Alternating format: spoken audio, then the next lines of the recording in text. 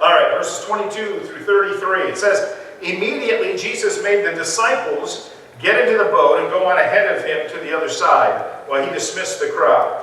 After he had dismissed them, he went up on a mountainside by himself to pray. Later that night he was there alone, and the boat was already a considerable distance from land, buffeted by the waves because the wind was against it. Shortly before dawn, Jesus went out to them walking on the lake. When the disciples saw him walking on the lake, they were terrified. "It's a ghost," they said, and cried out in fear. But Jesus immediately said to them, "Take courage, it is I, don't be afraid." "Lord, if it's you," Peter replied, "tell me to come to you on the water." "Come," he said. Then Peter got down out of the boat, walked on the water, and came toward Jesus. But when he saw the wind, he was afraid, and beginning to sink, cried out, "Lord, save me!" Immediately Jesus reached out his hand and caught him. "You of little faith," he said, "why did you doubt?" And when they climbed into the boat, the wind died down. Then those who were in the boat worshipped him, saying, "Truly you are the Son of God." Well, it says that immediately Jesus made the disciples get in the boat and start across the lake. But Jesus stayed behind to dismiss the crowds, and then Jesus went up on a mountain to pray. We talked about that was kind of his practice. Matthew tells us that about the time Jesus finished praying, the disciples were out in the middle of the Sea of Galilee struggling because the wind was against them. And just before dawn, Jesus walked on water out to them. What would your response be if you were in a boat at night on a big lake and you saw someone walking on water? Yeah, row super fast. You see the cartoons, where they're rowing, then all of a sudden you see Jesus walking, the boat goes, Well, the disciples were terrified. And when Jesus realized they were scared, he immediately cried out to them and he said, "Take courage, it is I, don't be afraid." And Peter says, "Lord, if it's you." Now that's not expressing doubt that it is Jesus, but that's more like Peter saying, "Lord, since it's you.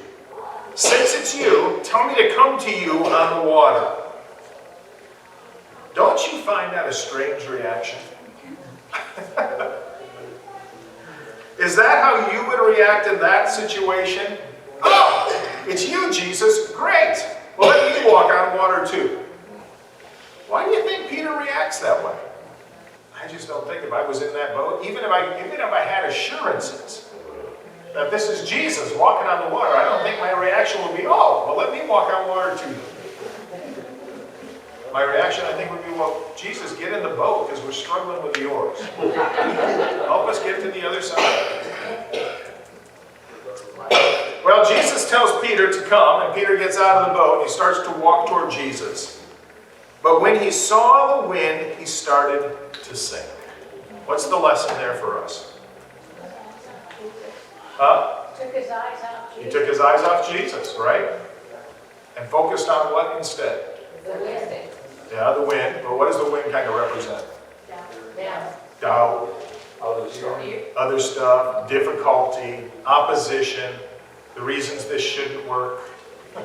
Right? And Peter cried out, "Lord, save me." And I love this again. It says immediately. Have you noticed how often the word immediately is being used here by Matthew? Immediately, immediately. Immediately Jesus reached out his hand and caught Peter. So what's the lesson that Peter cried out, "Lord, save me"? Any of you ever felt like you're going under? Whether that's in a relationship or finances or emotionally or whatever, physically. Okay. Peter felt himself going under. He cried out, "Lord, save me." And immediately Jesus reached him. Why did Jesus immediately respond to Peter's cries when there have been times he hasn't immediately responded to ours? The need was immediate, right? Yeah. If you were here Sunday night and heard the quartet, they had a song, "The On-Time God." Right? Sometimes it seems like he's late according to our timing, but he's always right on time. And here's an immediate need, and so Jesus immediately responds. When Jesus delays in answering our requests. Isn't that a pretty good clue that our request doesn't represent an immediate need?